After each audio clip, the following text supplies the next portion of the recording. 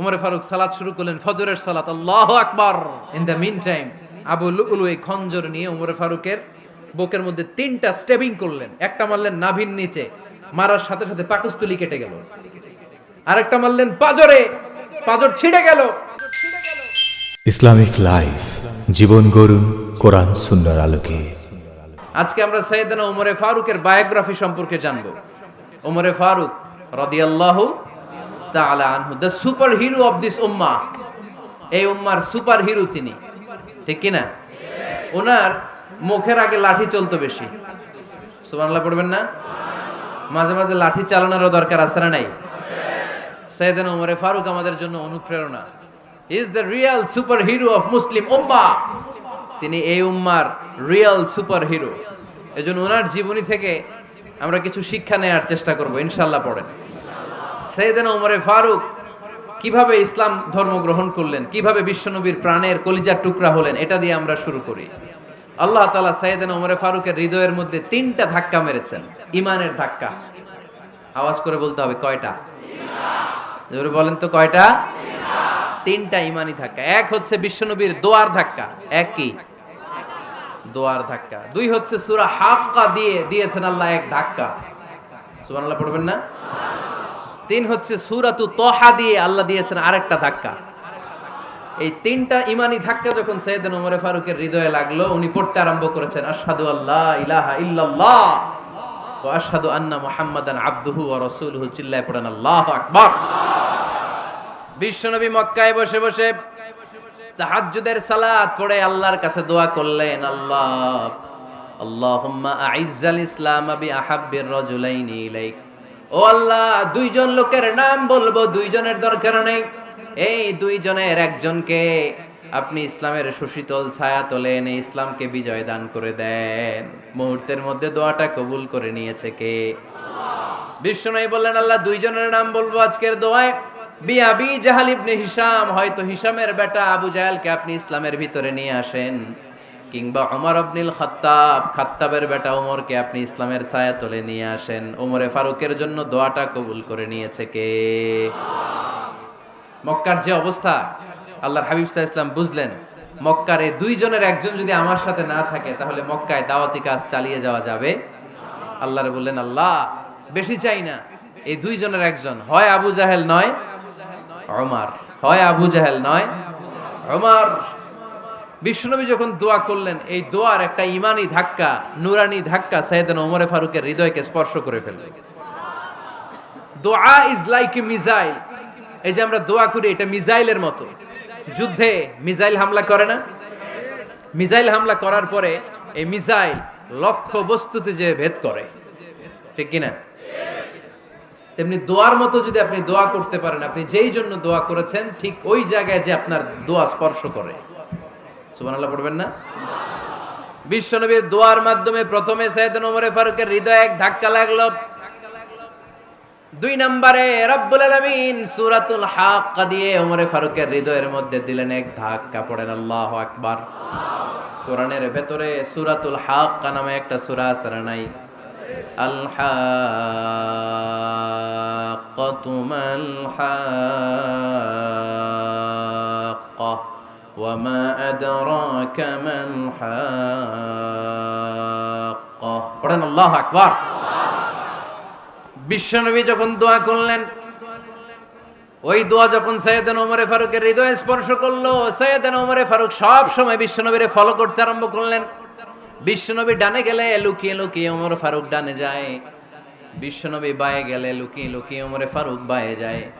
বিশ্বনবী একবার মসজিদুল হারামে যে নামাজ পড়তে শুরু করলেন, ওমর ফারুক তখন বিশ্বনবীর পিছু পিছু ছদ্মবেশে পেছন থেকে যে বিশ্বনবী কিভাবে নামাজ পড়ে দেখতে শুরু করলেন। বিশ্বনবী ইন দা মিন টাইম এশার নামাজে আল হাক্কাতু মাল হাক্কা তেলাওয়াত শুরু করে দিলেন। আল হাক্কাতু মাল হাক্কা তেলাওয়াত শুরু করে দিলেন। তেলাওয়াত করতে করতে বিশ্বনবী যখন তেলাওয়াত করতেছে, ওমর ফারুক এরকম দুলতেছে আর মজা পাচ্ছে। ও মিয়া, বিশ্বনবীর কণ্ঠ বুঝি আমার মতো কণ্ঠ? আপনার মতো কণ্ঠ? আহমদ বিন ইউসুফের কণ্ঠ? আব্দুল বাসিতের কণ্ঠ না? বিশ্বনবীর গলায় যে কি সুরের ঝংকার আল্লাহ দিয়েছেন, কি সুরের লহরী আল্লাহ দিয়েছেন, একবার যে শুনতো পাগল হয়ে যেত। আল্লাহু আকবার। বিশ্বনবী সূরা হাক্কা মন্ত্রমুগ্ধ তেলাওয়াতে, মন্ত্রমুগ্ধ সুর দিয়ে, মন্ত্রমুগ্ধ কণ্ঠ দিয়ে তেলাওয়াত করতে লাগলেন। এশার সালাতে ওমরে ফারুক দুলতে লাগলেন। ওমরে ফারুক যত শুনেন অবাক হয়ে যায়, যত শুনেন অবাক হয়ে যায়, যতই শুনে অবাক। কিরে? কারণ তিনি আরবি ভাষা বুঝতেন। এত সুন্দর শব্দের গাঁথনি, এত প্রাঞ্জল বর্ণনা, এত সুন্দর অন্তমিল, এটা কবিতা না হয়ে পারে না। উনি মনে মনে ভাবলেন এটা মনে হয় কবিতা। It might be poem, it could be poem. Muhammad মনে হয় কবি হয়ে গেছে, তার কাব্য প্রতিভা দিয়ে সে এটা বানিয়েছে। তা না হলে এত সুন্দর কথা, এটা কবিতা না হয়ে পারে। ইন দ্য মিন টাইম বিশ্বনবী কিন্তু দেখতেছে না যে পেছনে ওমর। বিশ্বনবী তেলাওয়াত করছিলেন। ইন দ্য মিন টাইম বিশ্বনবী পড়ছিলেন ওমা হুয়া বিকাউলি শাইরিন কলিলাম মা তুমিনুন। এই আয়াতের অর্থ হলো এটা কোনো কবির কথা নয়, খুব অল্প সংখ্যক লোকই তোমরা ঈমান আনো। সুবহানাল্লাহ পড়ে। এটাকে বলে কোইনসিডেন্ট। কোইনসিডেন্ট হুট করে অনেক সময় মিলে যায়, যায় কি যায় না? আপনি একজনের কথা ভাবতেছেন ভাবতেছেন, বাজারে গেলেন, বাজারে যেই দেখেন ওই লোকটা দাঁড়ায় আছে, এরকম হয় কি হয় না? কোইনসিডেন্ট। ওমরে ফারুক মনে মনে যেটা ভাবতেছে ওই কথা দিয়ে বিশ্বনবী তেলাওয়াত করতেছে। আল্লাহু আকবার। বিশ্বনবী যে আয়াত তেলাওয়াত করছিলেন, আয়াতের অর্থ হলো এটা কোনো কবির বানানো কবিতা না, খুব অল্প সংখ্যক লোকই তোমরা ঈমান আনো। ওমরে ফারুক আটকে উঠলেন, থমকে দাঁড়ালেন। ঘটনা কি? আমি মনে মনে ভাবলাম কি রে, এত সুন্দর কথা, এটা তো মানুষের কথা হতে পারে না, এটা নিশ্চয়ই কবিতা, কবির কথা। কিন্তু মুহাম্মদ এখন আবার পড়তেছে ওমা হুয়া বিকাউলি শাইর, এটা কোনো শায়েরের, কবির কথা নয়। কলিলাম মা তুমিনুন, অল্পই তোমরা ঈমান আনো। তার মানে আমার মনে যা চলে মুহাম্মদ এটা টের পায়। মুহাম্মদ গণক। নাউজুবিল্লাহ পড়বেন না? মুহাম্মদ অনেক বড় মাপের একজন গণক। মানুষের হৃদয়ে কি চলে, মনে মনে কি ভাবে, মুহাম্মদ না দেখেও বলে দিতে পারে। ইন দা মিন টাইম বিশ্বনবী পরের আয়াতে পড়লেন ওয়ালা বিকাউলি কাহিনিন কলিলাম মা তাযাক্কারুন। এই আয়াতের অর্থ হলো এটা কোনো গণকের বানানো গণনা নয়, খুব অল্প সংখ্যক লোকই তোমরা উপদেশ হিসেবে এটাকে মানো। সুবহানাল্লাহ পড়েন। এবার আর ওমরে ফারুকের সহ্য হয় না, কি আজীব তামাশা। প্রথমে মনে করলাম কবিতা, মোহাম্মদ কয় কবি না, সে কবি না, এটা কবিতা না। তারপর ভাবলাম সে গণক, সে আয়াত পরে পরে বলে দিল এটা গণনা নয়, তাহলে এটা কি? এটা কি কবিতাও না, গণনাও না, তাহলে এটা কি? বিশ্বনবী তখন বললেন তানজিলুম মির রাব্বিল আলামিন। সুবহানাল্লাহ পড়েন। পরের আয়াত ছিল তানজিলুম মির রাব্বিল আলামিন। এটা দুনিয়ার কোনো কবির বানানো কবিতা না, এটা কোনো গণকের গণনা না, এটা কোনো সাহিত্যিকের বানানো সাহিত্য নয়, এটা মহাবিশ্বের পরিচালক রব্বুল আলামিনের কাছ থেকে পাঠানো কিতাব কোরআন। সূরা হাক্কার ধাক্কায় ওমরে ফারুক কাইত। প্রথমে ধাক্কাটা লাগলো যে দোয়া। বিশ্বনবী তাহাজ্জুদে কেঁদে দোয়া করলেন, আল্লাহ হয় আবু জাহেল রে দিবা নাইলে ওমর রে দিবা। ওই দোয়া ওমরে ফারুকের হৃদয়ে ছোঁয়া লেগেছে। এরপর হাক্কা, সূরাতুল হাক্কা দিয়ে দিলে এক ধাক্কা। এই ধাক্কা খেয়ে উথাল পাথাল হৃদয়ের মধ্যে, হায় রে এ কি বাণী, এ কেমন কথা, কে মুহাম্মদ? তারপরও শয়তানের ওয়াসওয়াসা আছে না নাই? আল্লাহ বলে যতই ওয়াসওয়াসা ওমরকে দেয়া হোক, আমি ওমরে ফারুককে এই মুসলিম উম্মতের সেনাপতি বানিয়ে ছাড়বো, আমি সেনাপতি বানাবো। এবার 3 নাম্বার ডোজ। ডাক্তারের কাছে গেলে প্রথমে দেখবেন সিম্পল ডোজ দেয়, নরমাল ওষুধ, এটাতে কাজ না হলে ডোজ বাড়ায়, একেবারে কাজ না হলে অ্যান্টিবায়োটিক মারে, আছে না নাই? আল্লাহ প্রথমে দোয়ার ছোঁয়া লাগালেন, তারপর সূরা হাক্কা দিয়ে ধাক্কা মারলেন, এরপরে রব্বুল আলামিন বলেন এবার 3 নাম্বার ডোজ সূরা তহা দিয়ে আমি তোমার হৃদয়টারে উজালা বানায় দেব রে ওমর। শয়তান ওদিক দিয়ে ওয়াসওয়াসা, খেলা দুই দিক থেকে চলতেছে। আল্লাহ তাআলা হেদায়েতের রাস্তায় টানছে, শয়তান জাহান্নামের দিকে টানছে। ঘোষণা দেয়া হলো মক্কায়, মুহাম্মদের মাথা কেটে এনে দিলে এত এত স্বর্ণ মুদ্রা দেয়া হবে। ওমরে ফারুক রাজি হয়ে গেলেন, নাঙ্গা তলোয়ার নিয়ে বিশ্বনবীর মাথা কাটার জন্য ছুটলেন। নাউজুবিল্লাহ পড়বেন না? বনু জাহরা গোত্রের এক লোক বলে, আইনা ইয়া ওমর, কই যাও? মুহাম্মদের মাথা কাটতে যাই। আরে মুহাম্মদের মাথা কাটতে যাও? তোমার বোন ফাতিমা বিনতে খাত্তাব আর তোমার বোন জামাই সাঈদ কদ সাবা, এরা তো ধর্ম ত্যাগ করে ফেলছে, এটা তো আমাদের ধর্ম ত্যাগ করে মুহাম্মদের ফলোয়ার হয়ে গেছে। আগে ওমর ঘর সামলাও, পরে মুহাম্মাদের মাথা কাটতে চেও। ওমরে ফারুক অবাক হয়ে গেলেন, তলোয়ার নিয়ে বিশ্বনবীর দিকে না যেয়ে নিজের বাড়ির দিকে চলে গেলেন। বিশ্বনবীর আপন বোন ফাতেমা বিনতে খাত্তাব, বোন জামাই সাঈদ আর খাব্বাব রাদিয়াল্লাহু তাআলা আনহু তিনজন মিলে সূরা তাহা তেলাওয়াত করছিলেন। পড়েন সুবহানাল্লাহ। মক্কায় লুকিয়ে লুকিয়ে দাওয়াত হতো।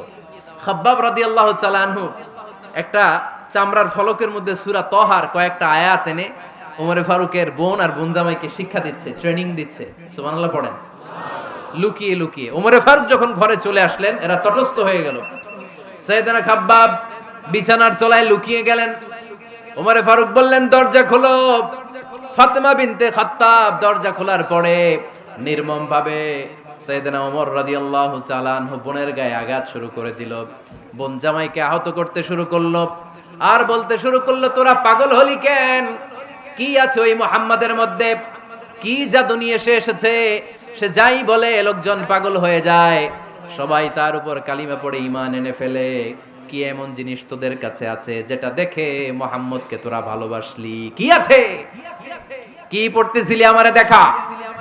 ফাতেমা বলে, ইন্নাকা রিজসুন লা ইয়ামাসসুহু ইল্লাল মুতাহহারুন। ও আমার ভাই ওমর, তুমি নাপাক। তুমি কি?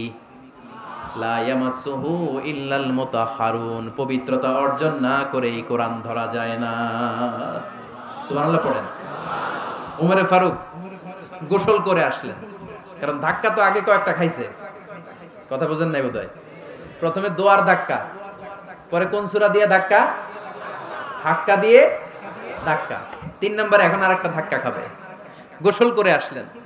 ফাতেমা বিনতে খাত্তাব বললেন, গোসল যখন করে এসেছেন, এই নেন। ওমরে ফারুক এবার চামড়ার কাপড়ের মধ্যে সূরা তাহার প্রথম আয়াতের দিকে নজর করলেন। নজর করেই কোরআনের প্রেমে পড়ে গেলেন। পড়েন সুবহানাল্লাহ।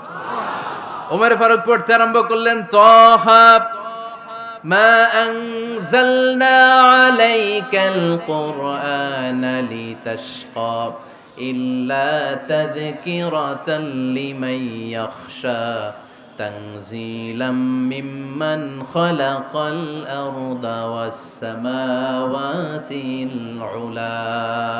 সুবহানাল্লাহ পড়েন। উনি পড়তে আরম্ভ করলেন, তাহা মা আনজালনা আলাইকাল কুরআনা লিতাশকা, এই কোরআনকে আমি তোমাদের হতভাগ্য জাতি হিসেবে দুনিয়ায় থাকার জন্য পাঠাই নাই। এটা রব্বুল আলামিনের পক্ষ থেকে এসেছে। যারা রবকে ভয় করে তাদের জন্য আছে উপদেশ। যিনি আকাশ বানিয়েছেন, জমিন বানিয়েছেন, ওই আল্লাহ তাআলা নিজেই এই কোরআন পাঠিয়েছে। আওয়াজ করে পড়তে হবে, আল্লাহু আকবার। উনি খুব ভালো আরবি জানতেন। সূরা তাহা পড়ার পরে আর ধৈর্য ধারণ করতে পারে না। ওমরে ফারুক ছোট্ট বাচ্চার মতো কান্না শুরু করে দিলেন। আল্লাহু আকবার। সূরা তাহাটা হাতে নিয়ে, তলোয়ারটা হাতে নিয়ে বিশ্বনবীর দিকে ছুটতে আরম্ভ করলেন। আইনা মুহাম্মদ, কোথায় মুহাম্মদ? তোমরা আমাকে মুহাম্মাদের কাছে নিয়ে চলো। বিশ্বনবী তখন সাফা পাহাড়ের পাদদেশে দারুল আরকাম ইবনে আলকামের ঘরে লুকিয়ে লুকিয়ে কোরআনের দাওয়াত দিতেন। ওমরে ফারুককে পাগলের মতো ছুটে আসতে দেখে বিশ্বনবীর চাচা হামজা ইবনে আব্দুল মুত্তালিব বলল, নবী আপনি পালান। ওই যে খাত্তাবের বেটা ওমর আপনাকে অপমান করার জন্য, আক্রমণ করার জন্য তেরে এসেছে। সাহাবীরা বললেন, নবী আপনি পালিয়ে যান, আমরা সামাল দেব। বিশ্বনবী বললেন, না আমি পালাবো না, বরং তোমরা সরে যাও। ওমর ইবনুল খাত্তাবকে আমার দরবার পর্যন্ত আসতে দাও। আমার তো মনে হচ্ছে ওই যে তাহাজ্জুদের নামাজ শেষে চোখের পানি ছেড়ে যে আমি আল্লাহর কাছে দোয়া করেছি, আজকে আমার ওই দোয়াটা কবুল হতে শুরু করেছে। আমার তো মনে হচ্ছে আমার দোয়া কবুল হবে, আসতে দাও। ওমরে ফারুক এসে বললেন, আশহাদু আল্লা ইলাহা ইল্লাল্লাহ ওয়া আশহাদু আন্না মুহাম্মাদান আবদুহু ওয়া রাসূলুহু। আমি সাক্ষ্য দিলাম আল্লাহ ছাড়া কোনো ইলাহা নাই, নিশ্চয়ই আপনি আল্লাহর প্রেরিত বান্দা এবং রাসূল। পড়েন সুবহানাল্লাহ। ওমরে ফারুক যখন কালিমা শাহাদা পড়ে মুসলমান হয়ে বিশ্বনবীর হাতে হাত রাখলেন, মুসলিম সাহাবীদের মধ্যে খুশি আর আনন্দের বন্যা বয়ে গেল। মুসলিম হাতে গোনা সাহাবারা আল্লাহর প্রশংসা করলেন। বিশ্বনবী সাইয়েদনা ওমরে ফারুককে জড়িয়ে ধরলেন। ওমরে ফারুক এবার বিশ্বনবীরে বললেন, নবী গো, আলাসনা আলাল হক, আমরা কি সত্যের উপরে আছি নাকি আমরা ভুলের উপরে আছি? বিশ্বনবী বললেন, বালা নাহনু আলাল হক, আমরাই সত্যের উপরে আছি। সুবহানাল্লাহ পড়ে। আলাসনা আলাল হক, নবী আমরা কি সত্যের উপরে নাই? হ্যাঁ অবশ্যই ওমর তুমি সত্যের উপরে আছো। ওমরে ফারুক বললেন তাহলে ফাফিমাল ইখতিফা, তাহলে লুকায় লুকায় আর দাওয়াত দেব কেন? আমি তো কালিমা পড়ে ফেলছি, আসেন আমার সাথে বের হই। ফাফিমাল ইখতিফা, আর লুকায় লুকায় কেন? আসেন আমরা বাইরে বের হই। বিশ্বনবী বললেন ওমর এটা মাক্কি জীবন, এখানে আমরা একটু গোপনে গোপনে দাওয়াত দিতে চাই। ওমরে ফারুক বলে না, আমার দায়িত্ব, আমি একটা মিছিল দিতে চাই নবী। আল্লাহর নামের তাকবীর দিতে দিতে দারুল আরকাম থেকে শুরু করে মসজিদুল হারাম পর্যন্ত একটা মিছিল দিয়ে আমি মক্কা কাঁপাইয়া দেব। অনুমতি দেন। বিশ্বনবী দিতে চায় না। ওমরে ফারুক অনেক বুঝানোর পরে স্বল্প পরিসরের একটা অনুমোদন পাওয়া গেল বিশ্বনবী সাল্লাল্লাহু আলাইহি ওয়াসাল্লামের কাছ থেকে। কিন্তু মিছিল যে দিবে, মিছিলের জন্য লোকের দরকার আছে না নাই? এখানে লোক নাই, আমি একাই মিছিল দিতেছি। এটা জমবে? মিছিল জমবে? খুঁজে উনি 11 জন মুসলিম সাহাবা পেলেন। কয়জন? ওমরে ফারুক বললেন 11 জনই সই। এই 11 জন নিয়েই আমি আল্লাহর নামের তাকবীর দেব। 2 লাইন করলেন। কয় লাইন? 2 লাইন। পেছনে 6 জন, আর এই লাইনের নেতা বানালেন বিশ্বনবীর চাচা হামজাকে রাদিয়াল্লাহু তাআলা আনহু। আর সামনে 5 জন, তার আগে দাঁড়ালেন উনি নিজেই। তাহলে 6 6 12। বললেন এই 2 লাইনই আমরা তাকবীর দিতে দিতে, বেশি না, এই দারুল আরকামের ঘর থেকে, আপনারা জানেন যে সাফা মারওয়া এখন যে সাই হয়, এই সাফার পাদদেশে ছিল দারুল আরকামের ঘর। উনি বললেন এখান থেকে ওই যে কাবার গিলাফ দেখা যায়, কাবার গিলাফ পর্যন্ত আমরা এই তাকবীর নিয়ে ওখানে যাব। সুবহানাল্লাহ পড়বেন না? ওখানে উনি দাঁড়িয়ে ছোট্ট একটা ভাষণ দিয়েছিলেন। উনি বলেছিলেন মান আরাদা আন তাসকুলা উম্মু ওয়া ইয়াতামা ওয়ালাদু ওয়া তারমিলা যাওজাতুহু ফালিয়াসুদ্দানি। খেয়াল করে শুনেন, কান দুইটা খরগোশের কানের মতো খাড়া করেন। উনি এক বাক্যের একটা ভাষণ দিলেন। ভাষণ দিতে জানলে বড় ভাষণ দেয়া লাগে না।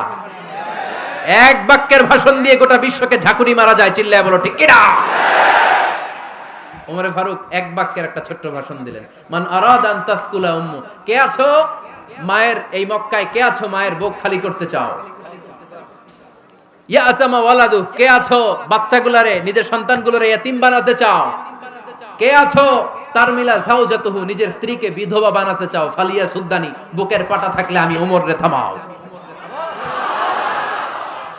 ফালিয়া সুদ্দানি, দেখি মক্কায় কার এত বড় বুকের পাটা। কে আছো মায়ের বুক খালি করতে চাও, সন্তান রে এতিম বানাতে চাও, স্ত্রীকে বিধবা বানাতে চাও? ফালিয়া সুদ্দানি, পারলে আমারে ঠেকাও। এই বলে উনি আল্লাহু আকবার, আল্লাহু আকবার, আল্লাহু আকবার বলে স্লোগান শুরু করে দিলেন। এক এক স্লোগানে মক্কার মরুজমিন থারথার করে কাঁপতে আরম্ভ করলো। এই মিছিল মক্কার কেউ দেয় নাই। মিছিলের আওয়াজ শুনে আবু জাহেল বাইরিস, উতবা বাইরিস, শাইবা, ওয়ালিদ ইবনে মুগিরা সব বের হইছে। কি রে, আমার এলাকায় এত বড় স্লোগান, কার এত সাহস? বের হয়ে দেখে মিছিলের সামনে ওমর। ওমর রে দেখে দিছে এক দৌড়। কারণ ওমরে ফারুককে থামানোর মতো বাপের বেটা মক্কায় দ্বিতীয়টা কেউ ছিল না। আওয়াজ করে বলেন ঠিক কিনা? ওমরে ফারুক আল্লাহু আকবার, আল্লাহু আকবার বলে স্লোগান দিতে দিতে মসজিদুল হারামের ভেতরে ঢুকে গেল। কাবার গিলাফ ধরার পরে সেদিন মিছিল থেমেছে। ওই আল্লাহর নামের স্লোগান সেদিন কেউ থামাতে পারে নাই, কিয়ামত পর্যন্ত কেউ থামাতে পারবে না। চিল্লায় বলো ঠিক কিনা?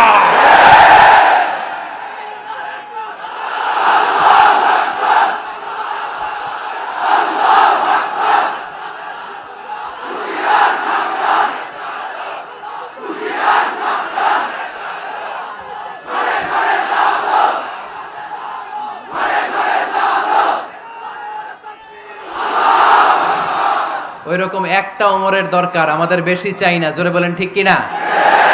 দাও খোদা দাও আমায় আবার ওমর দারাজ দিল, দাও খোদা দাও আমায় আবার ওমর দারাজ দিল, দাও আলীর মতো বীর সেনানি, আলীর মতো বীর সেনানি জাগাতে নিখিল, দাও খোদা দাও আমায় আবার উমর দারাজ দিল। সুবহানাল্লাহ পড়েন। একটা উমর লাগবে। চিল্লায় বলেন কয়টা? ওই উমরের অপেক্ষায় বাংলাদেশ সহ গোটা মুসলিম উম্মাহ, ঠিক কি না? একটা উমরই যথেষ্ট। আমাদের সেন্ট্রাল লিডারশিপ নাই তো, আমাদেরকে এদিকে লাথি মারলে আমরা ওইদিকে যাই। ওদিক থেকে গুতা মারলে আমরা এদিকে যাই। আমাদের রিপ্রেজেন্টেটিভ, আমাদের প্রতিনিধিত্ব করার মতো কোনো কেন্দ্রীয় লিডারশিপ নেতৃবৃন্দ গোটা বিশ্বে নাই, ঠিক কি না? আমরা সেই ওমরে ফারুকের অপেক্ষায়, আমরা সেই ইমাম আল মাহাদির অপেক্ষায়। এই ওমরে ফারুক আমাদের মডেল, ঠিক কি না? থার্ড ইন পজিশন, এই পুরা উম্মতের মধ্যে ওনার পজিশন নাম্বার 3। 1 নাম্বার পজিশন বিশ্বনবীর, কার? 2 নাম্বার পজিশন কার? আবু বকর। 3 নাম্বার পজিশন কার? ওমরে ফারুকের। বিশ্বনবী বলতেন লা নবিয়্যা বা'দি, লা নবিয়্যা বা'দি, আমার পরে কোনো নবী নাই। ওয়ালা রাসূলা, আমার পরে কোনো রাসূলও নাই। আমার নবীর পরে আর কোনো নবী আছে? আমার নবীর পরে আর কোনো রাসূল আছে? এই যে কাদিয়ানি যে একটা সম্প্রদায় আছে, এরা কি মুসলিম নাকি অমুসলিম? মুসলিম সম্প্রদায়ের সাথে এদের কোনো সম্পর্ক নাই, চিল্লা বলেন ঠিক কি না? এরা যদি মুসলমান হতে চায়, আমার নবী দ্য লাস্ট মেসেঞ্জার বিশ্বনবীকে খাতামুন নবী হিসেবে সংবাদ সম্মেলন করে গোটা বিশ্বকে জানাই দিতে হবে, তারপরে তাদেরকে আমরা মুসলিম হিসেবে স্বীকৃতি দিব, চিল্লায় বলেন ঠিক কি না? তা না হলে তারা কোন ধর্মের এটাকে জানাই দিতে হবে। No inferiority complex, no identity crisis. Identity ক্রাইসিসে থাকা যাবে না। আপনারা কোন ধর্মের এটা জানায় দেন। আপনারা বিশ্বনবীরও শেষ নবী মানবেন না, আবার মুসলিম বলেও নিজেদেরকে ট্যাগ লাগাতে চাইবেন। সাধারণ মুসলমানরা এটা এই ধোঁকাবাজি মানে না, চিল্লায় বলেন ঠিক কি না? আমার নবীর পরে কোনো নবী নাই, আমার রাসূলের পরে কোনো রাসূল নাই, ঠিক কি না? আল্লাহর হাবিব বলতেন লাউ কানা বা'দি নাবিয়্যুন লাকানা উমর, তবে আমার পরে যদি নবী হওয়ার যোগ্যতা কারো থাকে, আমার ওমরের ওই যোগ্যতা আছে। সুবহানাল্লাহ পড়েন। প্রভু তুমি বলেছ রাসূল দেবে না, বলনি দেবে না ওমর, বলনি দেবে না হামজা তারি, খালিদ বিজয় সমর। প্রভু তুমি বলেছ রাসূল দেবে না, বলনি দেবে না ওমর, বলনি দেবে না হামজা তারি, খালিদ বিজয় সমর। প্রভু তুমি বলেছ রাসূল দেবে না। সুবহানাল্লাহ পড়েন। এজন্য আমরা একটা ওমর চাই। কয়টা? বেশি লাগবে? নেতার মতো নেতা কয়টা লাগে? জোরে বলেন কয়টা? Enough, that's enough. Omar Farooq our superhero. ওনার সাথে বিশ্বনবী সাল্লাল্লাহু আলাইহি ওয়াসাল্লামের মুসাহারার সম্পর্ক ছিল। ওমরে ফারুক যে বিশ্বনবীর শ্বশুর, এটা অনেকে জানেই না। ওমরে ফারুক রাদিয়াল্লাহু তাআলা আনহু বিশ্বনবীর শ্বশুর ছিলেন। এটা আজকে নতুন শুনছেন, কে কে হাত তোলেন? দেখছেন হুজুর? সঠিক বলছি না আমি? অনেকে আমরা জানিই না। মাশাআল্লাহ, জানতে লজ্জা নাই, শিখতে লজ্জা নাই। লজ্জা হচ্ছে অজ্ঞতায় আর মূর্খতায়, ঠিক কি না? আমরা শিখতে রাজি আছি। যে কথা বলে আমরা তার ছাত্র। আমার আগে হুজুর কথা বলতেছিলেন, আমরা ছিলাম ছাত্র। এখন আমি কথা বলতেছি, এখন আমরা সবাই হয়ে গেছি ছাত্র, ঠিক কি না? যিনি বলেন তিনি শিক্ষক, বাকিরা আমরা ছাত্র, ঠিক কি না? 4 খলিফার 2 খলিফা, ইসলামের 4 খলিফার 2 খলিফা বিশ্বনবীর মেয়ের জামাই, আর বাকি 2 খলিফা বিশ্বনবীর শ্বশুর। সুবহানাল্লাহ পড়েন। সাইয়েদনা আলী রাদিয়াল্লাহু তাআলা আনহু, সাইয়েদনা উসমান যুন নূরাইন বিশ্বনবীর মেয়ের জামাই। উসমান রাদিয়াল্লাহু তাআলা আনহুর কাছে বিশ্বনবী 2 মেয়েকে বিয়ে দিয়েছিলেন। একজন মারা যাওয়ার পরে আরেকজন। বিশ্বনবী বলেছেন এরপরে আরেকটা থাকলে ওইটারও বিয়ে দিতাম। সুবহানাল্লাহ পড়বেন না? 2 জন ছিল মেয়ের জামাই আর 2 জন ছিল শ্বশুর। সাইয়েদনা আবু বকর শ্বশুর, বিশ্বনবীর স্ত্রী আম্মাজান আয়েশা রাদিয়াল্লাহু তাআলা আনহার বাবা। বিশ্বনবীর স্ত্রী আম্মাজান হাফসা রাদিয়াল্লাহু তাআলা আনহার বাবা ছিল সাইয়েদনা ওমরে ফারুক। চিল্লায় পড়েন আল্লাহু আকবার। জানো তো না পজিশন না? সাইয়্যিদু কুহুলিল জান্নাহ, জান্নাতে যত নারীরা যাবে, নারীদের সর্দারিনী হবে সাইয়্যিদাতুনা ফাতেমা রাদিয়াল্লাহু তাআলা আনহা। এই ফরিদপুরের যত ইয়াং স্টারেরা তোমরা যারা জান্নাতে যাবে, তোমাদের লিডার হবে সাইয়েদনা হাসান আর হুসাইন রাদিয়াল্লাহু তাআলা আনহুমা।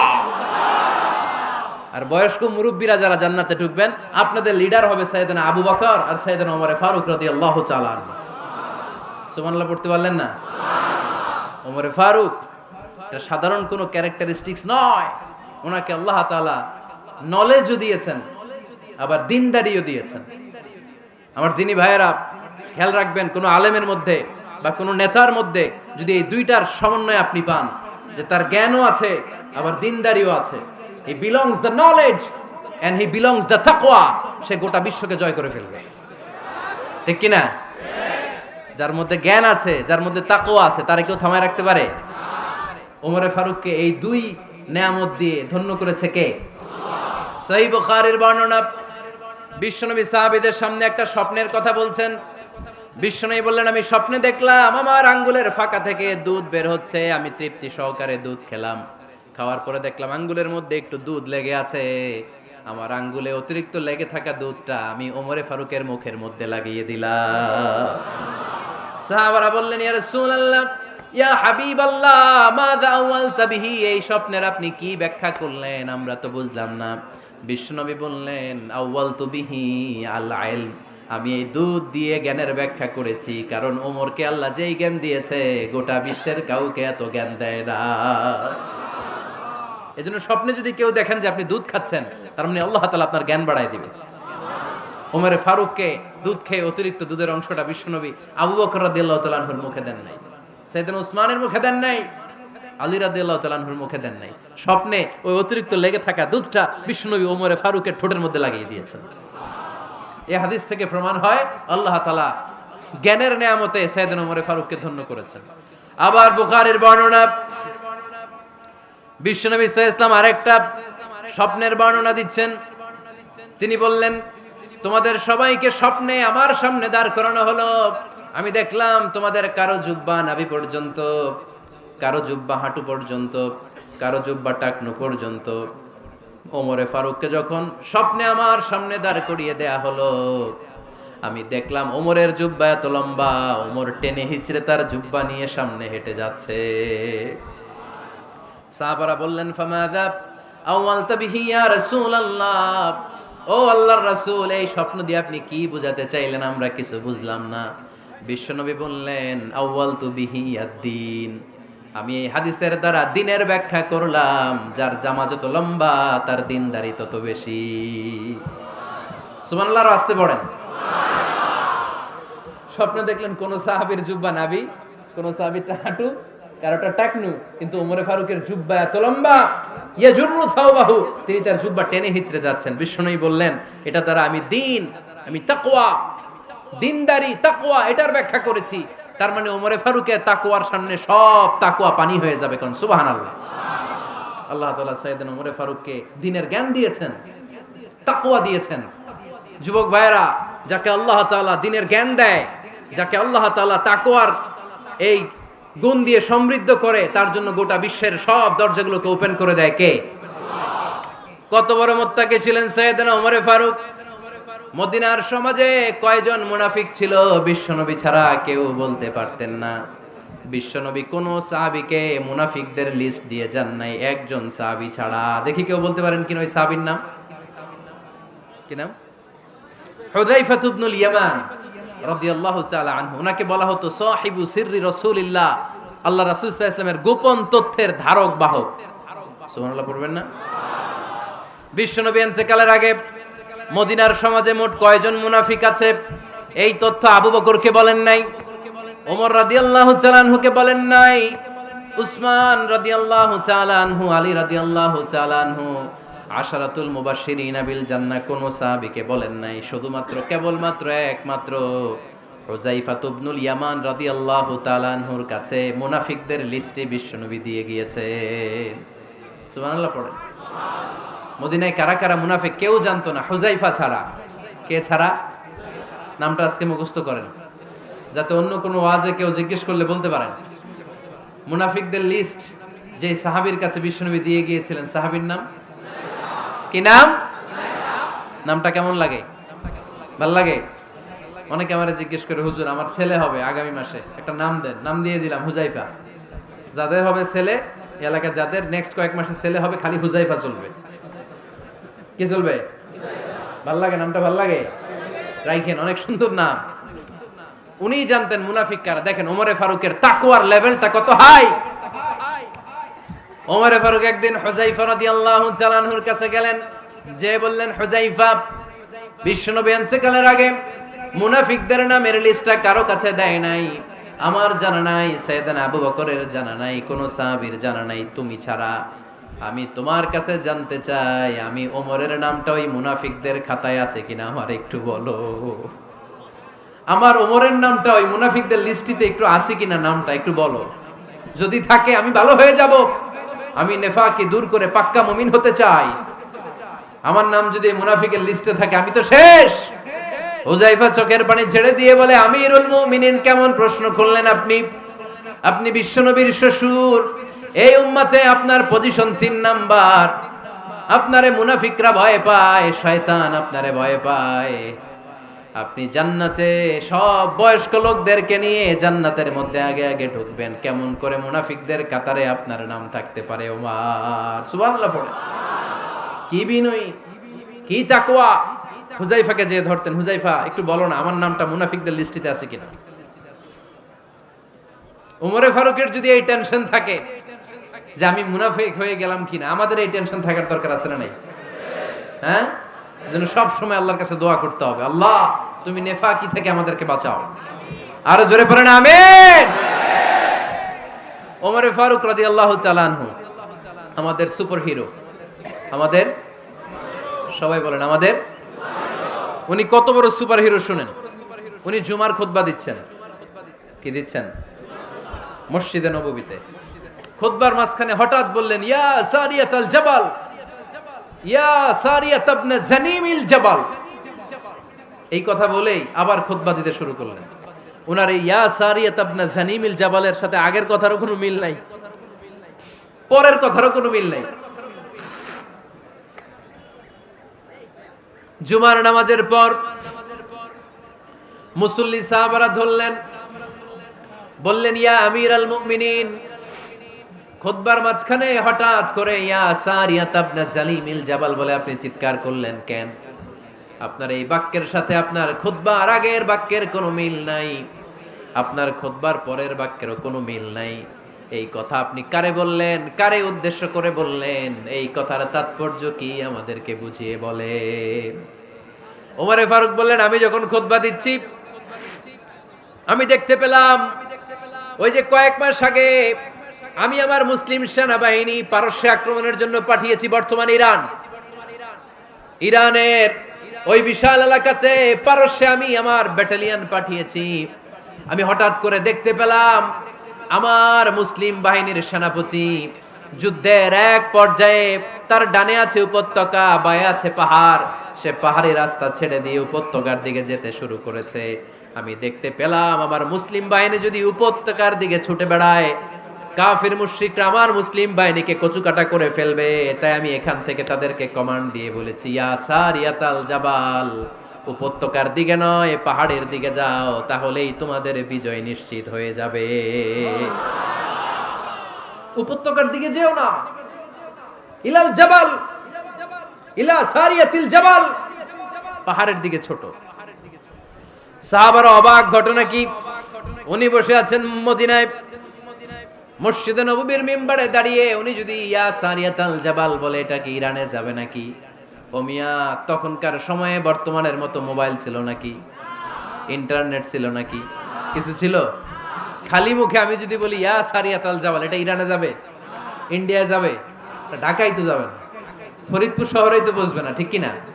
কিন্তু এটা আমিরুল মুমিনিন বিশ্বাসী সাহাবারা বিশ্বাস করে নিল। কিছু মুনাফিক ছিল, এরা কয় না ঝামেলাস, এটা তো সম্ভব না। এক কাজ করি, এই সেনাপতি যখন বিজয়ী বেশে মদিনায় ফিরে আসবে আর আমরা ধরবো।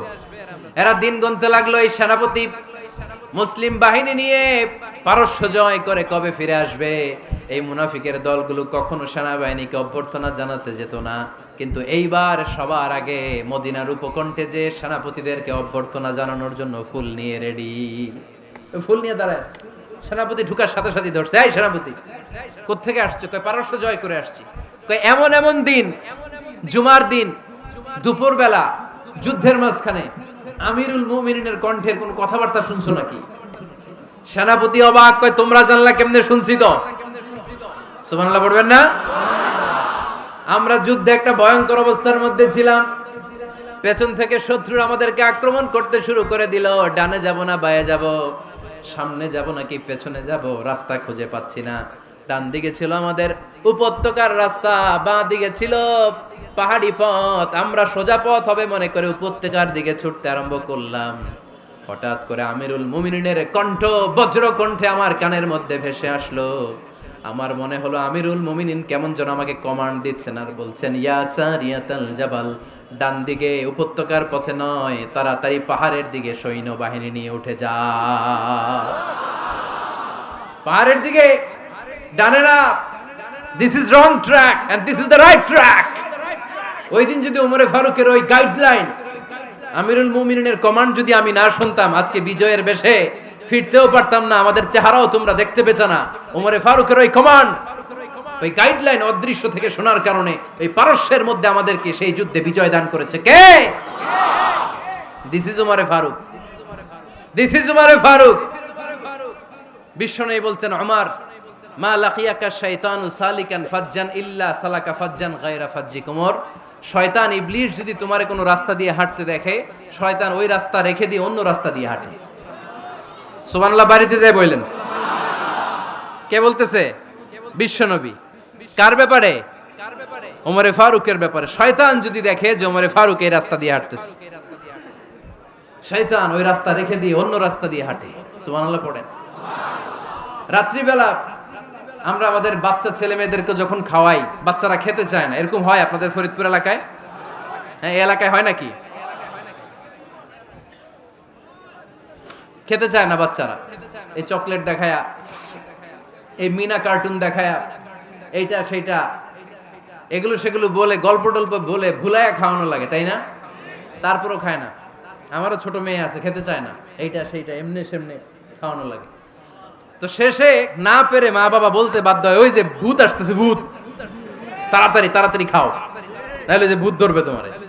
ওই যে বাঘ আসতেছে, বাঘ, তাড়াতাড়ি খাইলে নাহলে বাঘে কামড়াবে। বলি না আমরা? আপনারা কি বলেন? ভূত। আর কি বলেন? হ্যাঁ হ্যাঁ, আচ্ছা, এক এক জায়গায় এক একটা আমরা বলি, ভূত আসবে, বাঘ খাবে, ভাল্লুক খাবে, তাড়াতাড়ি খাও। মদিনাতে যখন ওমরে ফারুক আমিরুল মুমিনিন, মদিনার মায়েরাও বাচ্চাদেরকে খাওয়াতে পারতো না, ছোট্ট মেয়েদেরকে খাওয়াতে পারতো না, খাওয়া নিয়ে যন্ত্রণা করতো। বাচ্চারা যখন মদিনায় খেতে চাইতো না রাত্রি বেলায়, মদিনার মায়েরা বলতো, তাড়াতাড়ি খাও, হা হুয়া ইয়াতি উমর, হা হুয়া ইয়াতি উমর, তাড়াতাড়ি খা, নাইলে ওই যে ওমর আসতেছে, Omar. This is our superhero সাইয়েদনা ওমর ফারুক রাদিয়াল্লাহু তাআলা। শুধু শয়তানি ভয় পেত না, মুনাফিকরাও ভয় পেত, জমের মতো ভয়। শুধু তাই না, আমাদের আম্মাজান বিষ্ণু ইসা ইসলামের স্ত্রীরাও ওমরে ফারুককে ভয় পেতেন। সুবহানাল্লাহ কইবেন না? মাঝে মাঝে বিষ্ণু ইসা ইসলামের সাথে আম্মাজান আয়েশার ঝগড়া হতো, হতো না? আপনাদের ফ্যামিলিতে ঝগড়া হয়? হয় না? হয় না? কার কার দেখি? ওরে আল্লাহ, অনেক আল্লাহর ওলি আছে তো এই জায়গায়। ঝগড়া হয় না? কি কথা কয়, ঝগড়া হয় না বলে? বিশ্বনবীর ফ্যামিলিতে ঝগড়া হয়, আপনার ফ্যামিলিতে হয় না? মিষ্টি ঝগড়া। আর ও বিয়েই করে নাই।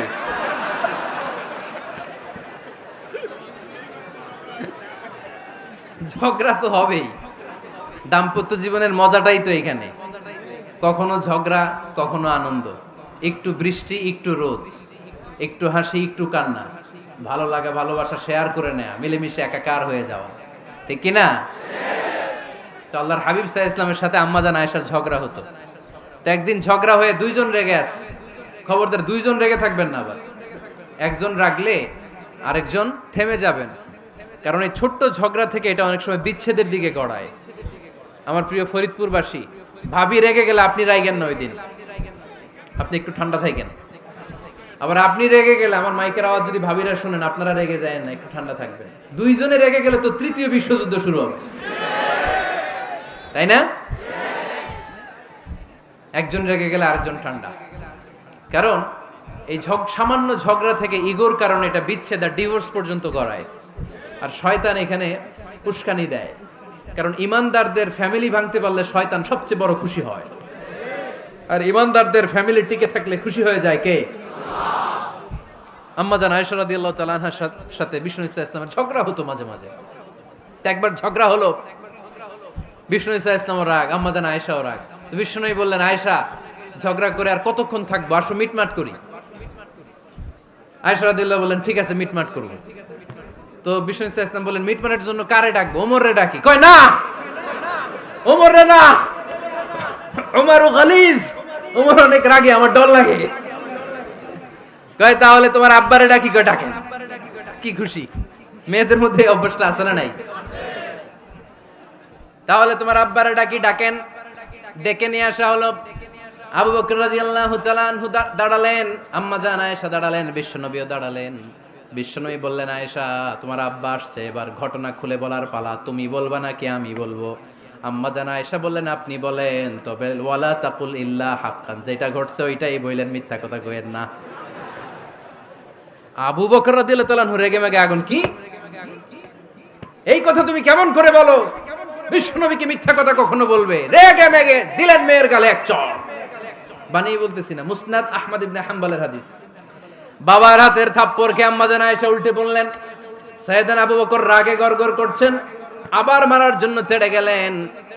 এবার বাঁচার জন্য আম্মা জান আয়েশা বিশ্বনবীর পিছনে যে আশ্রয় নিলেন, বিশ্বনবী বাঁচানোর জন্য দুই হাত মেলে দাঁড়িয়ে গেলেন। পড়েন সুবহানাল্লাহ।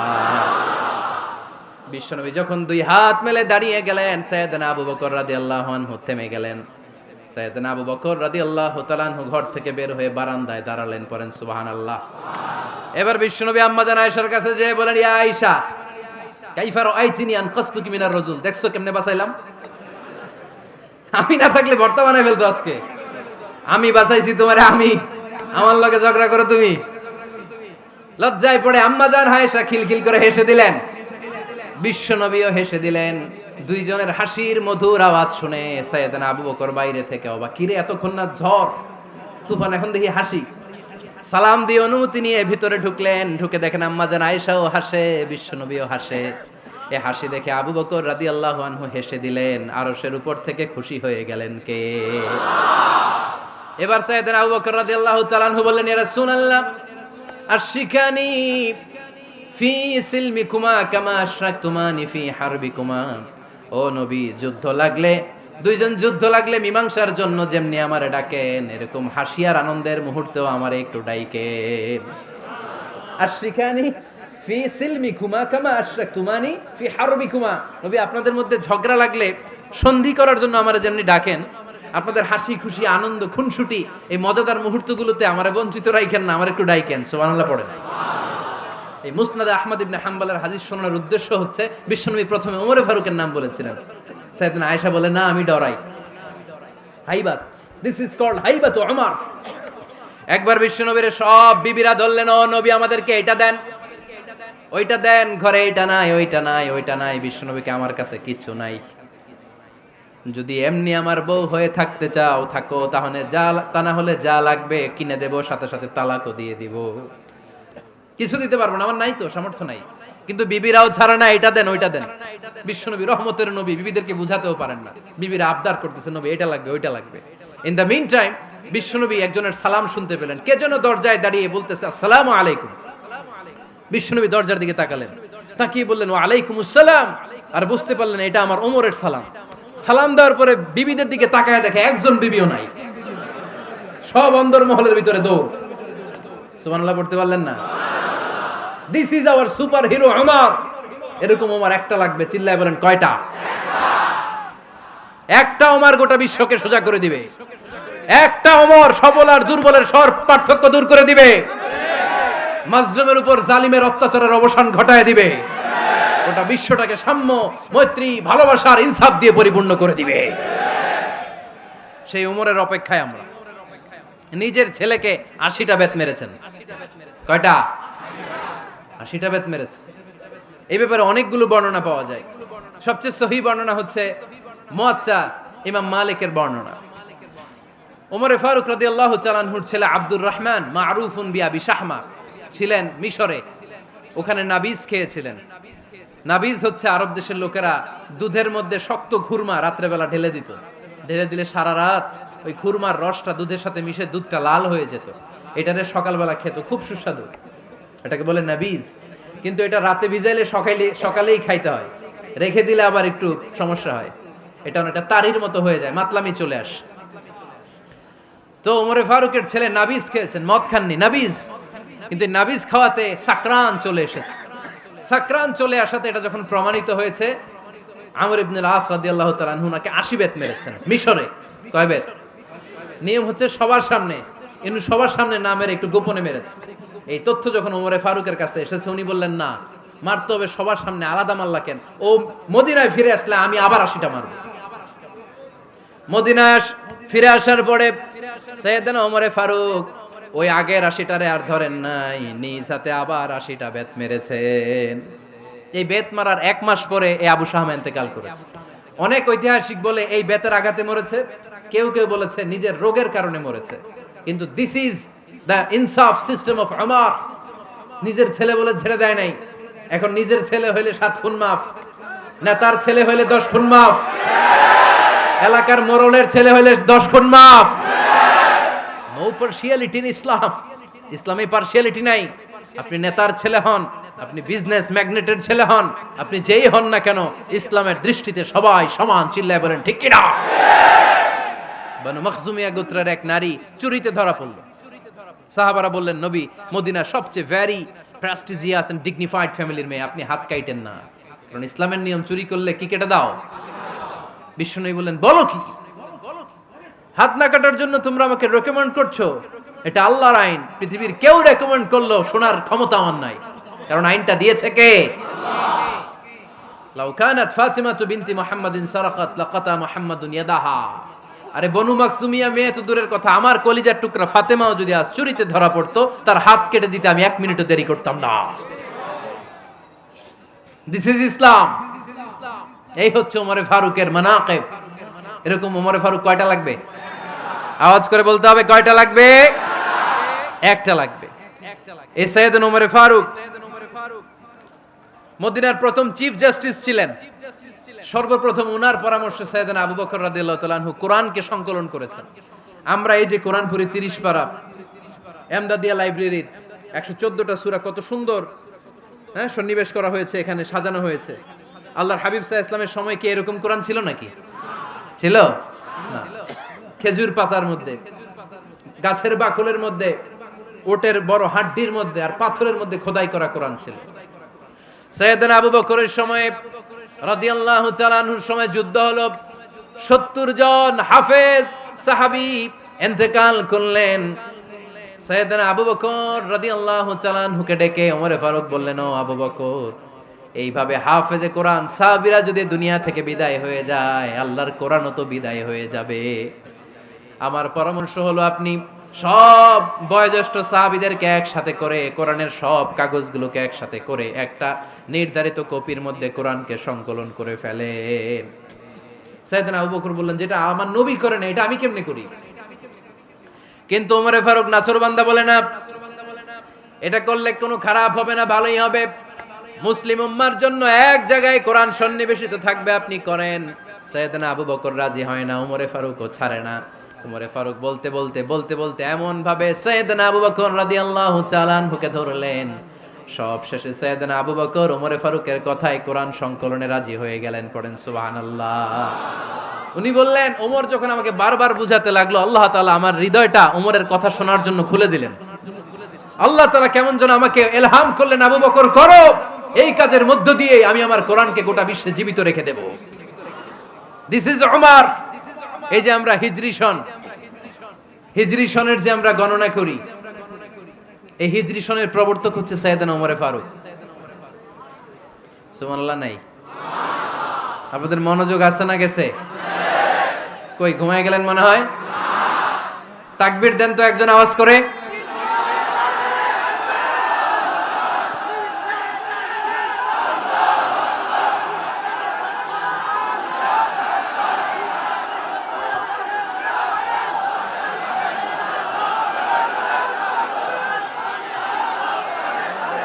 মাশাআল্লাহ, মাশাআল্লাহ। বসেন বসেন, এখনই শেষ করে দেব কিছু সময়ের মধ্যে। আমরা একসাথে বিদায় নিব ইনশাআল্লাহ। ওঠা বসা করবেন না, ওঠা বসা করবেন না, বসেন।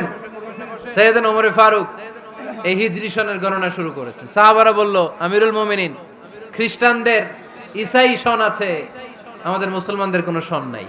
আমাদের একটা সন থাকলে আমাদের জিজিয়া নিতে, আমাদের জাকাতের টাকা উত্তোলন করতে অনেক সুবিধা হবে। ওমর ফারুক বললেন, তাহলে কোন সালকে হিজরি, কোন সালকে মুসলিম সাল হিসেবে আমরা ঘোষণা দিতে পারি? একজন বলল, আমার নবী যেই সালে জন্মগ্রহণ করেছেন ওই সালে। ওমর ফারুক বললেন, না, আমার নবীর জন্ম আমাদের জন্য খুশির দিন, কিন্তু এটা আমাদের জন্য প্রেরণা নয়। প্রেরণা নবীর কাজে, ঠিক কিনা? আরো কিছু সাহাবারা বলল, তাহলে যেই সালে আমার নবী ইন্তেকাল করেছে ওইটারে প্রথম সাল ধরেন। ওমর ফারুক বললেন, না, যেদিন তিনি ইন্তেকাল করেছেন এটা আমাদের দুঃখের দিন, এটা আমাদের প্রেরণা নয়। আমাদের প্রেরণা হচ্ছে বিশ্বনবীর ত্যাগ, তিতিক্ষা আর কাজের মধ্য দিয়ে। জোরে কোন ঠিক কিনা? ওমর ফারুক বললেন, যেদিন বিশ্বনবী ইসলাম রক্ষায় নিজের মাতৃভূমি ছেড়ে মক্কা থেকে মদিনায় গিয়েছেন ওই দিনটাকে হিজরি প্রথম দিন ধরে আমরা হিজরি সাল গণনা করে শুরু করে দেব। ওইটাই হচ্ছে হিজরি সন। সেখান থেকে হিজরি সনের প্রবর্তন করেছেন সাইয়েদনা ওমর ফারুক রাদিয়াল্লাহু তাআলা আনহু। এই যে স্টেট গভর্নমেন্ট, এই যে প্রিজন, জেলখানা, ক্যান্টনমেন্ট, সচিবালয়, গণভবন, বঙ্গভবন, মুক্তিযোদ্ধাদের ভাতা, রাষ্ট্রীয় ভাতা, এই সব নিয়ম কানুন সাইয়েদনা ওমর ফারুক তার রাষ্ট্রীয় আমলে তিনি নিজে করেছেন। চিল্লায় পড়েন আল্লাহু আকবার। মুসলমানদের আলাদা কারেন্সি, নিজস্ব মুদ্রা ব্যবস্থা নিজে চালু করেছেন। সৈনিকদের মধ্যে যারা বিবাহিত প্রতি 6 মাস অন্তর অন্তর 1 মাসের ছুটি কাটাতে তারা ফিরে আসবে, সাইয়েদনা ওমর ফারুক চালু করেছেন। চিল্লায় আওয়াজ করে পড়েন আল্লাহু আকবার। এই যে আমরা 20 রাকাত সালাতুত তারাবি পড়ি রমাদানে, পড়েন না আপনারা? এটা সাইয়েদনা ওমর ফারুক চালু করেছে। সুবহানাল্লাহ পড়তে পারলেন না? কোরআনে মোট 22টা আয়াত আছে যেখানে সাহাবারা ইনডিসিশনে ভুগছিলেন। বিশ্বনবীর মত একটা, ওমর ফারুকের মত আর একটা। এই 22 জায়গায় আল্লাহ তাআলা বিশ্বনবীর মতের পক্ষে আয়াত নাজিল না করে ওমর ফারুকের মতের পক্ষে কোরআনের আয়াত নাজিল করেছেন। আওয়াজ করে পড়েন আল্লাহু আকবার। এদিকে উঠলেন কেন আপনারা? যারা উঠছেন আমার দিকে তাকান।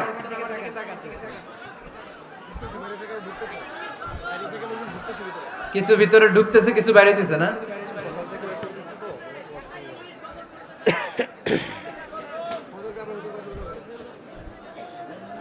সাইয়েদনা ওমর ফারুক, আমরা সাহাবীদের জীবন চরিত পড়তে চাই না, কত যে অনুপ্রেরণামূলক দৃষ্টান্ত সাইয়েদনা ওমর ফারুক আমাদের জন্য রেখে গিয়েছেন। ওমর ফারুক যখন খলিফা, দিনের বেলায় যদি রাষ্ট্রে কোনো নিয়ম জারি করতেন, দিনের বেলায় জনগণকে কোনো বিষয়ে যদি নিষেধ করতেন, রাত্রে বেলায় খাওয়ার সময় ফ্যামিলি মেম্বারদের সবাইকে বলতেন, এই দিনের বেলা আমি জনগণকে এই কাজ করতে নিষেধ করেছি, তোমরা আমার ফ্যামিলি মেম্বার, খবরদার তোমরা এই কাজ করো না। জনগণ করলে যতটুকু শাস্তি, তোরা করলে পাবি ডবল শাস্তি। সুবহানাল্লাহ কইবেন না? আমাদের নেতারা ওই বাড়ির বিচার করে, ওই বাড়ির মাইয়ার বিচার, ওই বাড়ির পোলার বিচার, নিজের পোলা গাঞ্জা টানে আছে না নাই? নিজের মেয়ে অপরাধ করে আছে না নাই? কি নেতা ছিলেন ওমর ফারুক! আগে নিজের ঘর সামলিয়েছেন, আগে নিজেকে সামলিয়েছেন, নিজের ঘর ঠিক করেছেন। বলেছেন জনগণ করলে যত বেদ, তোরা করলে double Veda. This is call leader, ঠিক কি না?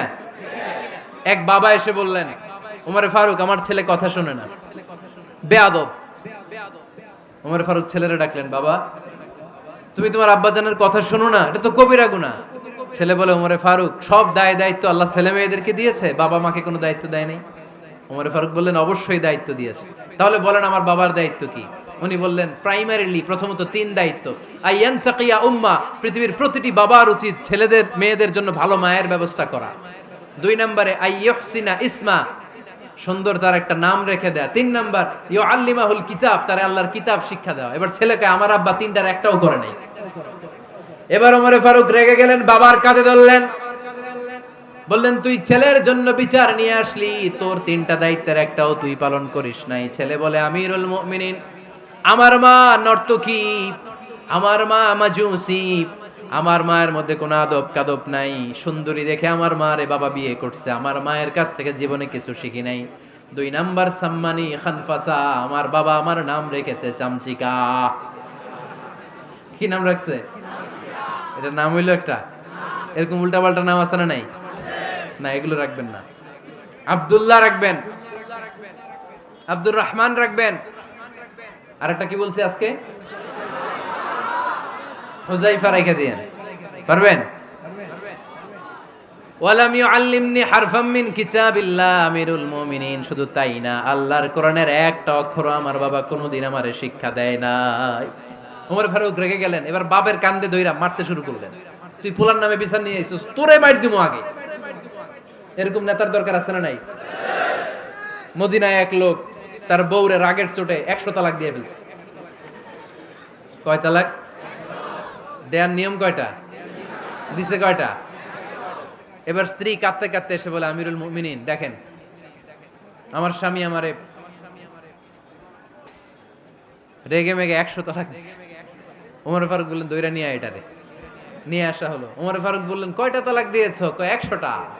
কেন দিছো? কয় মাথা গরম আছিল। এরকম আছে না? তালাক দেওয়ার সময় সব তালাক, তুই তালাক, তোর মা তালাক, তোর বোন তালাক, সব তালাক। তালাক দিবে ওয়াইফ রে, দিতেছে সবাই রে। তোমার ফারুক বললেন, দিবে 3টা, 100টা দিলা কেন? কয় মেজাজ গরম ছিল। কয় দাঁড়া, আত-তালাকু মিন শাআইরিল্লাহ, তালাক হচ্ছে আল্লাহর দেয়া বিধানের একটা নিদর্শন, এটা নিয়ে তুই খামখেয়ালি করলি। আমার রায় শোন, আমার রায় হচ্ছে 3 তালাকে তোর বউ তালাক, বাকি 97 তালাক তোর পিঠের উপরে পড়বে।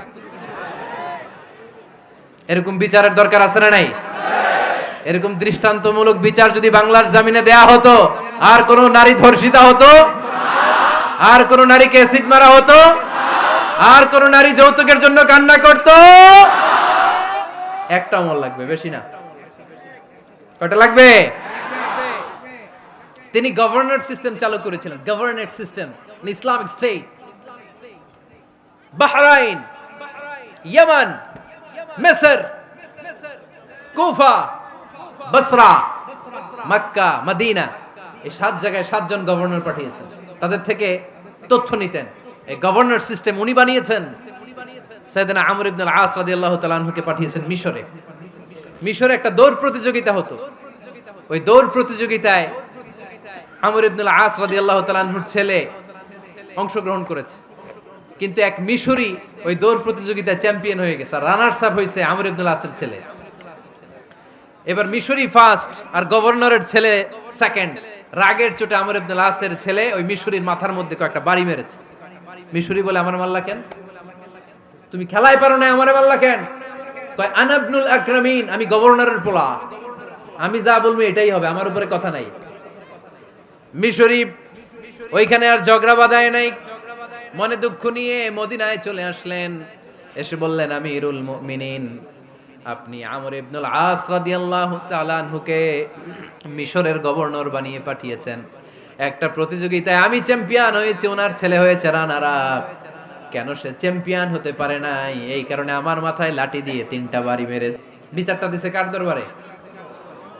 কথা বুঝেন নাই বোধহয়? ওমর ফারুকের দরবার। ওমর ফারুক বললেন, তাই আগামী বছরের অমুক তারিখ আমি সব গভর্নরদেরকে ডেকে হিসাব নই, তো ওই দিন তুই থাকবি, পারবি না? মিশরে বলে, পারবো মানে অবশ্যই পারবো। ওই দিন 7 রাজ্য থেকে 7 গভর্নর হাজির, গভর্নরদের ছেলেরাও হাজির, মিশরীয় হাজির। 7 গভর্নরের কাছ থেকে 7 এলাকার খোঁজ খবর নেয়ার পরে ওমরে ফারুক বললেন, আইনাল মিসরি, মিশরি লোকটা কই, এদিকে আয়। মিশরি সামনে আসার পরে বলল, আমর ইবনুল আস, তুমি মিশরের গভর্নর, তোমার ছেলে সহ তুমি আসো। আমর ইবনুল আস এসে সামনে বসে রইলেন। এবার বললেন, ও আমর ইবনুল আসের ছেলে, তুমি নাকি ইবনুল আকরামিন গভর্নরের ছেলে, তুমি যা বলবা মিশরে নাকি তাই হবে, তোমার নাকি অনেক দাপট। নিজে একটা লাঠি এনে মিশরীর হাতে দিয়ে বলল, এবার তোর মাথায় যতটা মারছে তুই ততটা গুনে গুনে মার, আমি দেখব। আমর ইবনুল আস দেখবে, আমর ইবনুল আসের ছেলেরে তুই এখানে মার। সে বলতেছে, থাক, আপনি বলছেন এতেই যথেষ্ট, মারা লাগবে না, আমি মাফ করে দিলাম। ওমরে ফারুক বলল, খবরদার, মার, মার ওর মাথার মধ্যে। মিশরি ওমরে ফারুকের ধমক শুনে ভয়ে ভয়ে 3টা বাড়ি মারল। এই বাড়ি মারা দেখেও ওমরে ফারুকের হৃদয় ঠান্ডা হয় নাই। লজ্জায় আমর ইবনুল আস, বয়স হয়ে গিয়েছে সাহাবা, মাথা তখন টাক, মাথায় চুল নাই, লজ্জায় মাথাটা হেট হয়ে মাথাটা নিচু করে রেখেছে। এবার রাগের চোটে ওমরে ফারুক বললেন, এবার আমর ইবনুল আসের টাক মাথার মধ্যে একটা মার, মার। কেন ছেলেকে শিক্ষা দিতে পারে নাই? ইয়া আমর ইবনুল আস, মাতা জাআলতুমুন নাস আবিদা, তোমরা কখন মিশরীদেরকে নিজেদের দাস বানায় নিলা? ওয়াকাদ ওয়ালাদাতুম উম্মুহুম আহরারা, আর ওদের মায়েরা তো ওদেরকে স্বাধীন সন্তান হিসেবে প্রসব করেছে। মানুষদের উপর ক্ষমতাগিরি করার জন্য গভর্নর পাঠাই নাই। খবরদার, জনগণ তাদেরকে দেখভাল করার জন্য তোমাদেরকে পাঠানো হয়েছে, তাদের উপর কোনো অত্যাচার করার জন্য নয়। চিল্লায় বলেন ঠিক কি না? এরকম নেতা কয়টা লাগবে? কয়টা? ওই নেতার নাম কি? ওমর। হ্যাঁ, হুয়া ইয়াতি ওমর। 22 জায়গায় বিশ্বনবী কয় একটা, ওমরে ফারুক বলে আর একটা। আল্লাহ বলে, বিশ্বনবী আপনার পক্ষে আমি আয়াত নাজিল করতে পারলাম না, আমি ওমরের পক্ষে নাজিল করে দিলাম। বিশ্বনবী বলতেন, ইন্নালি কুল্লি উম্মাতিন মুহাদ্দাস, সব উম্মতের মধ্যে, সব নবীর উম্মতের মধ্য থেকে একজন করে আল্লাহ তাকে মুহাদ্দিস বানাতো। মুহাদ্দিস না, মুহাদ্দাস। মুহাদ্দাস মানে এমন লোক যিনি যা ভাবতো ওই ভাবনাটাই আল্লাহ আয়াত হিসেবে নাজিল করে দিতেন। বিশ্বনবী বলেন, আমার উম্মতের মধ্যে মুহাদ্দাস হচ্ছে সাইয়েদনা ওমর।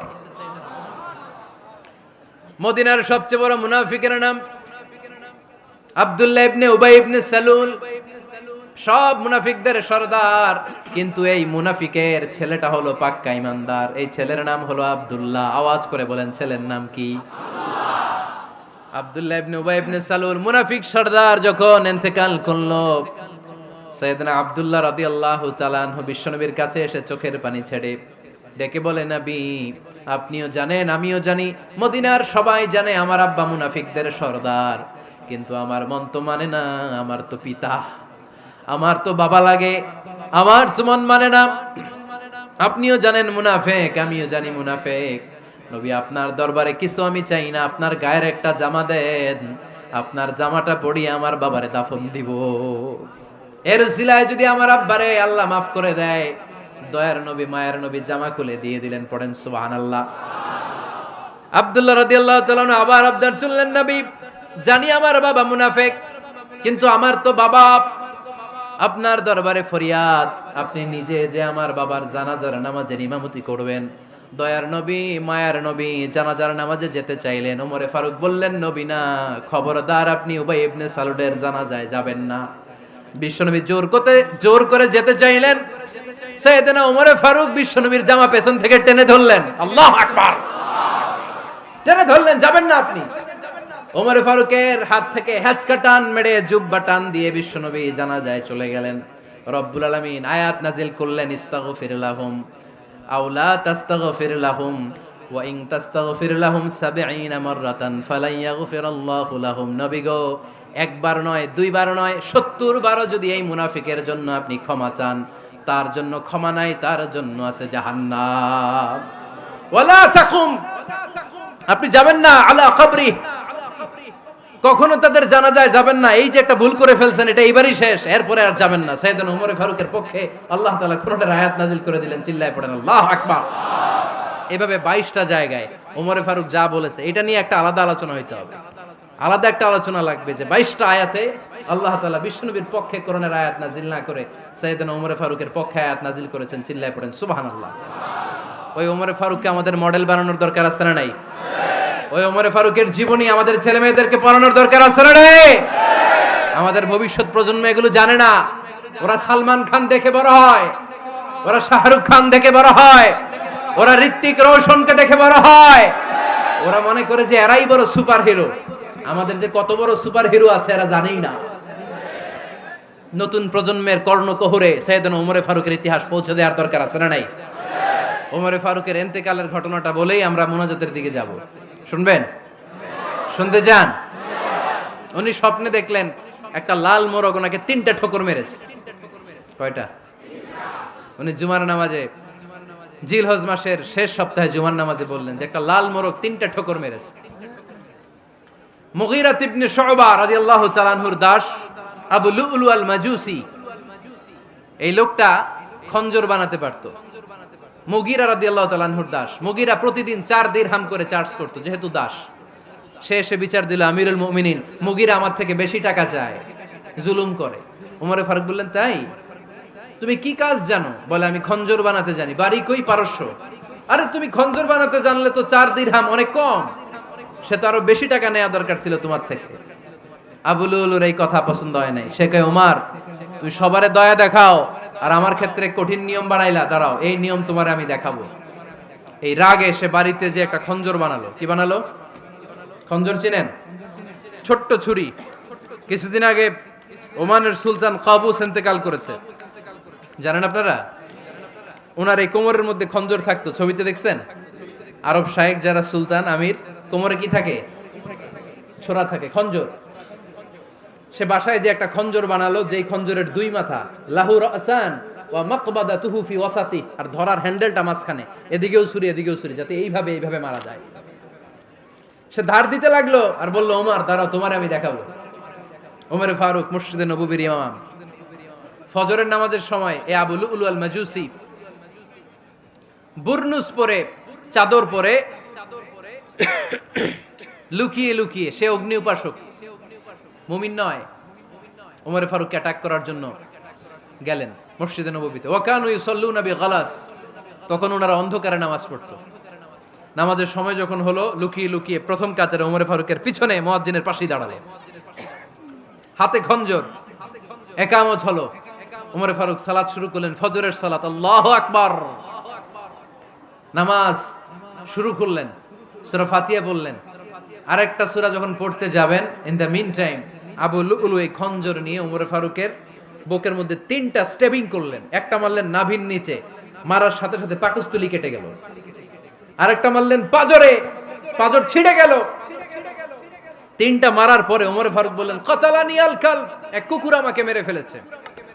পেছন থেকে এক সাহাবীকে টান মেরে সামনের দিকে নিয়ে গেলেন, তুমি নামাজের ইমামতি করাও। আর ওমরে ফারুককে বাকিরা ধরাধরি করে পেছনে নিতে আরম্ভ করলেন। আর এই আত্মাই আক্রমণ যে করেছে, সে কাতারের মাঝখান দিয়ে যেতে আরম্ভ করলো আর দুই দিকে ছুরি মারতে আরম্ভ করলো। 13 জন সাহাবীর গায়ে ছুরি মেরেছে, 7 জন সাহাবা স্পট ডেথ, জায়গায় মৃত্যু। এই ভয়ঙ্কর অবস্থা দেখে এক সাহাবী বুরনুস, এক ধরনের জুব্বা আছে মাথাওয়ালা, অনেকে জ্যাকেট পরছেন না এরকম মাথাওয়ালা, লম্বা জুব্বা আছে, আরবরা শীতে পরে মাথাওয়ালা। এই মাথাওয়ালা জুব্বা বের করে এক সাহাবী জালের মতো তার দিকে উড়ায় মারলো। ওই বুরনুসের মধ্যে পেঁচিয়ে আবু লুলু মাটিতে পড়ে গেল আর সুইসাইড করে ফেললো, নিজের বুকে নিজে মেরে আত্মহত্যা। যেই সাহাবীকে ইমামতির জন্য দাঁড় করালেন, উনি ছোট্ট সূরা দিয়ে, প্রথম রাকাতে সূরা আল কাউসার, দ্বিতীয় রাকাতে সূরাতুল ইখলাস দিয়ে নামাজ শেষ। ওমরে ফারুক বেহুশ। ওমরে ফারুক কি? হ্যাঁ, বেহুশ। সবাই কান্নাকাটি করতেছে, সবাই দেখতে গেলেন, এখন হুঁশ ফিরে না। মুখের মধ্যে, মুখ খুলে রাষ্ট্রের চিকিৎসক মুখের মধ্যে দুধ দিলেন, ওই নাভি দিয়ে দুধ বের হয়ে যায়, পাকস্থলী কেটে ওখান দিয়ে দুধ বের হয়ে যাচ্ছে। তারা বললো, ওনারে বাঁচানো সম্ভব না, দেখেন হুঁশ ফিরে কিনা। হুঁশ ফিরলে ওনার পরে কে আমির হবে, উনি যেন প্যানেল ঠিক করে দিয়ে যায়। সবাই তাকিয়েছে ওমরে ফারুকের চোখের দিকে। আল্লাহর মেহেরবানিতে ঘন্টা খানিক পরে উনি চোখ খুললেন। চোখ খোলার পরেই বলেন নাই, ও মা আমি মরে যাই। চোখ খোলার পরে উনি বলেন নাই, কে মারলো আমারে। চোখ খোলার পরে উনি বলেন নাই, আমার পরে নেতা কে হবে। চোখ খোলার পরে সর্বপ্রথম কথাটি ছিল, আসল্লান নাস, আমার নেতৃত্বে যে ফজরের নামাজটা শুরু হয়েছিল, এটাকে ঠিকমতো তোরা পড়েছিলি? আমার নেতৃত্বে যে ফজরের জামাত শুরু হয়েছিল, সেটা ঠিকঠাক মতো সমাপ্ত হয়েছিল কিনা আগে বল। আসল্লান নাস, নামাজটা হয়েছে কিনা বল। সুবহানাল্লাহ কইতে পারলেন না? This is Omar, hour super hero. নেতা অনেকগুলো লাগে না, এরকম নেতা একটাই যথেষ্ট, যে গোটা বিশ্বকে কাঁপায় দিতে পারে। চিল্লায় বলো ঠিক কিনা? আমরা চাই আমাদের ছেলেগুলো ওমরে ফারুকের মতো বড় হোক। আমরা চাই আমাদের ছেলে মেয়েগুলো খাব্বাব, খুবাইব, সাইয়েদনা আলী, উসমান, আবু বকর রাদিয়াল্লাহু তাআলা আনহুর অনুসরণে বড় হোক, ঠিক কিনা? আমরা একটা ওমর চাই, যিনি আমাদেরকে সালাতের শিক্ষা দিয়ে গিয়েছেন, ইন্তেকালের আগে বলেছেন সাল্লান নাস। এজন্য আমরা যেন নামাজ কখনো নষ্ট না করি। আল্লাহর জমিনে দিন বাস্তবায়নে আসাদ্দুহুম ফি আমরিল্লাহি ওমর রাদিয়াল্লাহু তাআলা আনহুর মতো এত কঠোর কেউ ছিলেন না। তাই দিন বাস্তবায়নে আমরা যেন কাউরে ছাড় না দেই। সবার আগে আল্লাহর দিন, সবার আগে আল্লাহর কোরআন, সবার আগে আমার ইসলাম, ঠিক কিনা? চাইলেই কেউ এদেশ থেকে ইসলামরে মিটাই দিতে পারবে না। যে দেশে আল্লাহু আকবার ধ্বনির সাথে সাথে সূর্য উঠে যায়, আল্লাহু আকবার ধ্বনির সাথে সাথে সূর্য ডুবে যায়, সে দেশে আর কিছু থাকবে না থাক, আমার ইসলাম থাকবেই। আর কিছু থাকবে না থাক, আমার কোরআন থাকবেই। সে ইসলামের সাথে থাকতে রাজি আছেন তো? কোরআনের সাথে থাকতে রাজি আছেন তো?